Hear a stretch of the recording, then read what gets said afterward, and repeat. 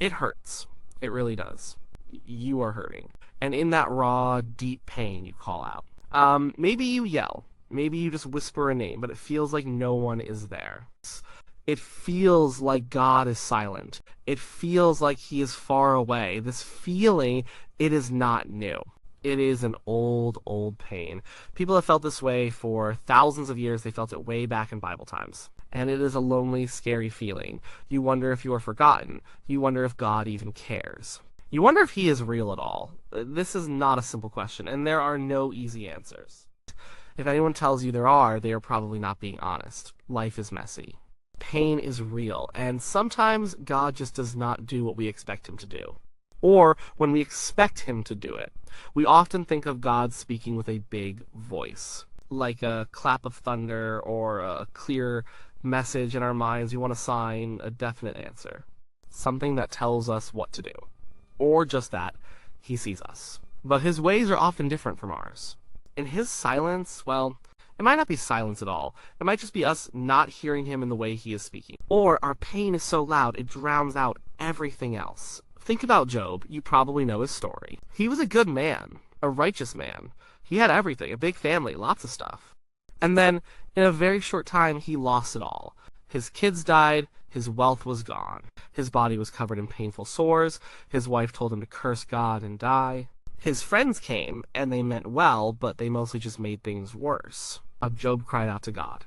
He really did. He longed for an answer. He wanted to know why. He wanted to plead his case. He wanted to understand. For a long, long time, God did not say anything. It was a silence that must have felt crushing. It was a silence that lasted through weeks, maybe months, of intense suffering and questioning. Job did not get an immediate explanation. He did not get a booming voice telling him it would all be okay tomorrow. He just had the silence, and the pain, and the questions. But then, God did speak. He spoke from a whirlwind, not with easy answers, not with a simple here's why this happened. Instead, God reminded Job of his power, his wisdom, his greatness. He talked about creation, about stars and seas and mighty animals, things far beyond Job's understanding. God did not explain why Job suffered. He revealed himself. He showed Job that he was big enough to be trusted even when the reasons were not clear. And Job, in the end, said, I know that you can do all things, no purpose of yours can be thwarted. You asked, who is this that obscures my plans without knowledge? Surely I spoke of things I did not understand, things too wonderful for me to know. Job found comfort not in understanding the why, but in knowing who God was. Because God was there. He was always there, even in the silence, even in the whirlwind.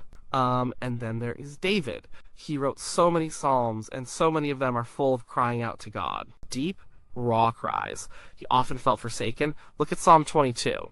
It starts with, my God, why have you forsaken me?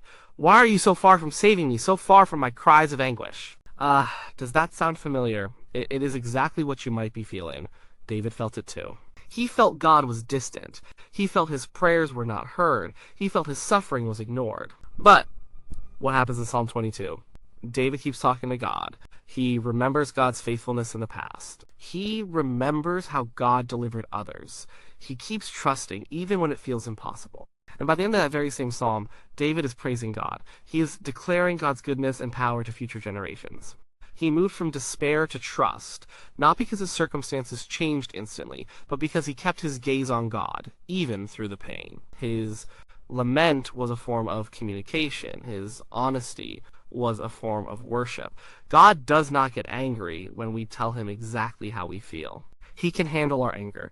He can handle our doubt. He can handle our tears. The Psalms teach us that. They teach us that it is okay to be completely honest with God about our pain and our confusion. He invites us into that honest conversation even when it feels like a one-way street. Think about Joseph. He had a dream from God, a big dream, and then his brothers threw him into a pit.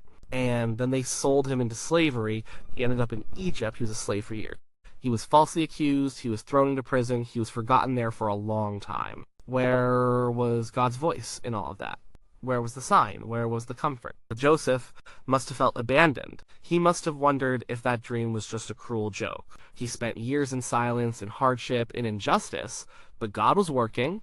He was moving things behind the scenes. He was shaping Joseph. He was preparing him for something far greater than Joseph could imagine. Joseph did not hear God's voice guiding him through every step of his suffering. He did not get a daily update. He just had to live through it and trust and serve, even in prison. And in the end, God raised him up to save his family and a whole nation from famine. And Joseph later said to his brothers, "You intended to harm me, but God intended it for good." Because God's silence did not mean he was absent. It meant he was working in ways Joseph could not see or understand at the time. And then there is Jesus himself on the cross, the ultimate suffering. He cried out, my God, why have you forsaken me?" These are the exact words of Psalm 22. Jesus, God in human flesh, experienced the very feeling of God's silence. He experienced the feeling of being abandoned. He took on the full weight of human suffering, including the spiritual suffering of feeling cut off from God. This is a profound truth. If Jesus, the Son of God, experiences deep cry of perceived abandonment, then it means our feelings are valid. It means we are not alone in them. It means God understands this particular kind of pain better than anyone. He has walked in those shoes. He knows what it feels like to feel utterly alone, to call out and hear no reply. But even in that moment, God was not truly absent. He was present. He was working. He was accomplishing the greatest rescue plan in history. So, if God is not always speaking in a booming voice, how does he speak when we are hurting? Sometimes he speaks through his word, the Bible. You might not feel like reading it when you hurt. You might feel too numb or too angry, but sometimes just a few verses can cut through the noise. They can remind you of his character, his promises, his faithfulness. They can be a quiet whisper that says, I am here. Or, I understand. Or, this will not last forever. The Bible is a living word. It can speak directly to your situation, even if it was written thousands of years ago. It reminds you that God has seen suffering before, and he has carried his people through it. He also speaks through his Spirit. This is not always a loud voice. It is more often a quiet prompting. A sense of peace that somehow, impossibly, comes in the middle of chaos. A strength you did not know you had. A conviction about something you need to do or not do. It is that inner nudge, that sense of rightness, that quiet comfort that settles on you when everything else is falling apart. It is subtle, and in pain, it is easy to miss. But it is real. Sometimes God speaks through other people. A friend who just sits with you, saying nothing, but whose presence speaks volumes. A pastor who offers a simple, honest prayer. A family member who brings a meal. A stranger who offers a kind word or a helping hand. God uses people. He puts people in our lives to be his hands and feet, his voice, his comfort. In our pain, we can sometimes push people away, but often God's love comes wrapped in human connection. He shows up in the person who genuinely cares. And yes, sometimes God speaks through circumstances. Maybe a door closes that needed to close, or a new path opens up unexpectedly. Maybe something shifts in your situation, making it a little lighter, a little clearer. These are not always big, dramatic miracles. They can be small, subtle movements that, looking back, you realize were God's timing, God's intervention. When we are hurting, our focus is usually very narrow. We are focused on the pain, on the question, on the missing piece, and that is natural, but it can make it hard to see God's activity in other areas. It can make it hard to hear his quiet voice. Our emotional and spiritual ears can become dull because of the sheer weight of what we are carrying. Why does God allow this waiting? This silence, this pain? Again, there are no easy answers. But the Bible gives us some ideas, not to minimize the suffering, but to help us see a bigger picture. One reason is to refine our faith. Like gold purified by fire, our faith is tested. It is stripped of what is superficial. We learn to trust God, not because everything is easy, but because he is trustworthy even when it is hard. We learn to rely on him, not on our own understanding or strength. Another reason is to draw us closer to him.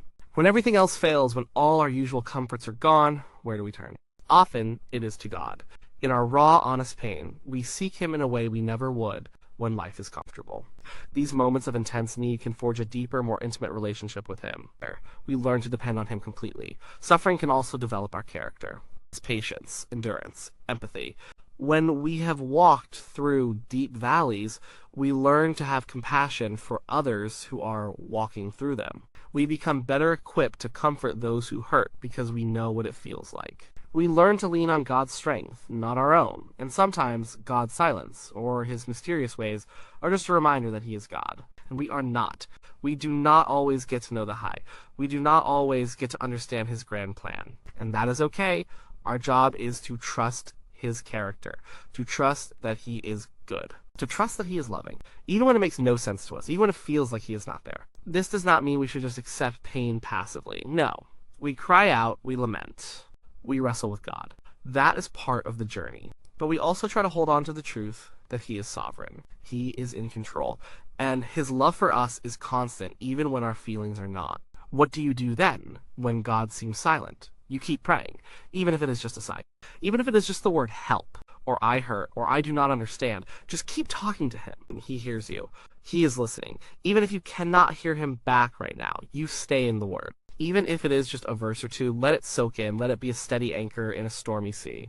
It reminds you of who God is. It reminds you of his track record. It reminds you of his promises. You connect with community. Do not isolate yourself. Find trusted friends. Share your burden with them. Let them pray for you. Let them sit with you. Sometimes God's presence is most felt in the care of his people. You try to remember past faithfulness. Look back. Can you remember a time when God did come through? A time when he answered a prayer, a time when he brought comfort. Remembering those moments can strengthen your faith in the present. It is a reminder that he has been faithful before and he will be faithful again. And sometimes you simply endure. You put one foot in front of the other. You trust that light will come. You hold on to hope, even when it feels like a very tiny thread.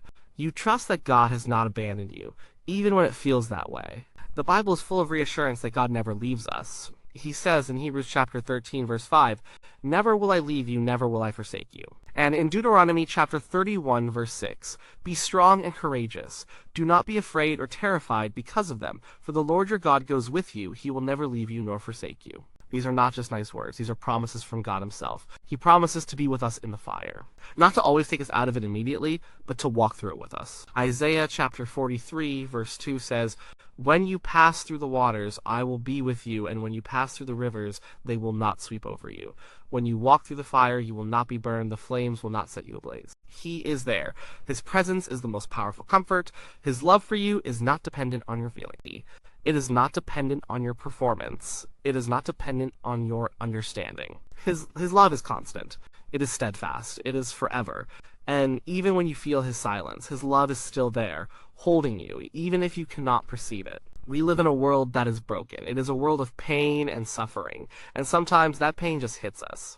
It hits us hard. But God has promised a future where there will be no more pain. No more tears, no more suffering. That is the ultimate hope. That is the final answer to the question of suffering. Until then, we live by faith. We trust, we cry out, we search for his presence in the quiet moments and the kindness of others in the pages of his word. We lean into the truth that his silence does not mean absence.